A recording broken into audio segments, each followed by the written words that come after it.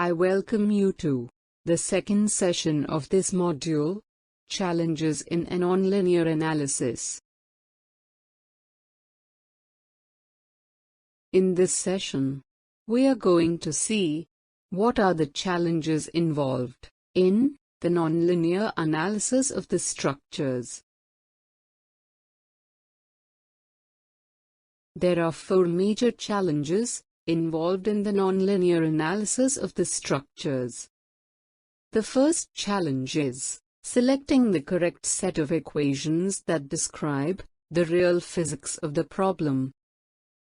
For example, whether to carry out a nonlinear static analysis or a nonlinear transient dynamic analysis.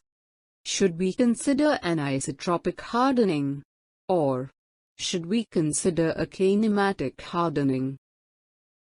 These are some of the typical questions that we need to answer to choose the correct set of equations that describe the physics of the problem.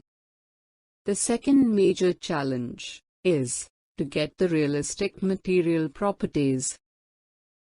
For example, a coefficient of friction, as a function of frequency, is plotted in the graph below. Such data can be very important to accurately predict the deformations in the structure.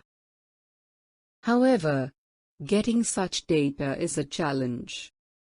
The third major challenge is numerically solving the set of equations that best describe the physics of the problem.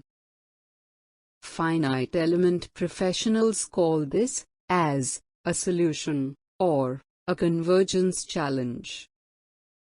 We are going to get into a lot of details on how to handle convergence problems in this course. The fourth major challenge is interpreting the results. Many software are capable of solving the nonlinear equations or finite element models. However, understanding the results and making meaningful inferences for the results to make engineering decisions is a major challenge.